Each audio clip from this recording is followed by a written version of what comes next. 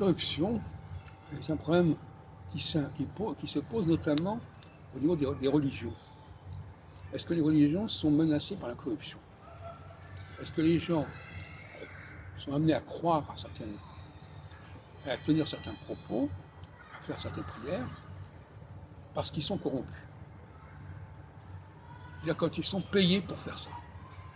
C'est tout le problème de des pasteurs, notamment, enfin des curés, enfin, dans certaines religions, qui sont finalement payés pour dire certaines choses, et on ne sait même pas si ce qu'ils disent, ils y croient vraiment. Ils sont payés pour faire ça. Et moi, je parle de corruption.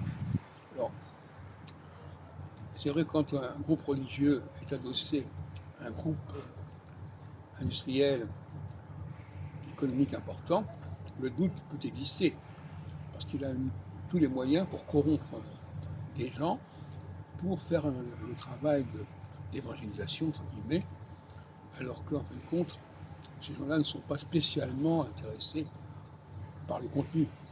C'est comme dans le cas de l'astrologie, par exemple.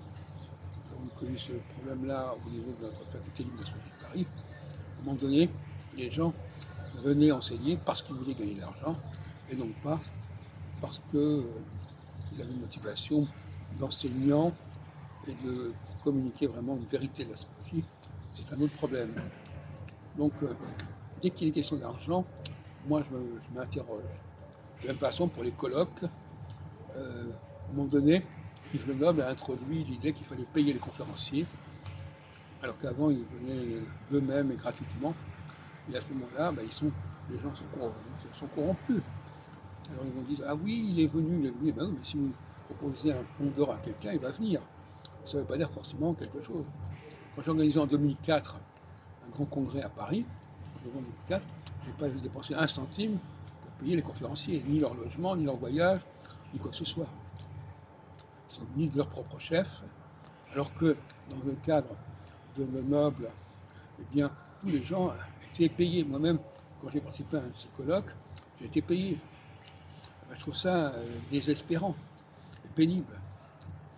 De la même façon, dans les réunions auxquelles j'assiste actuellement dans certains groupes, je me demande si les gens qui sont là ne sont pas des gens qui sont payés, qui sont...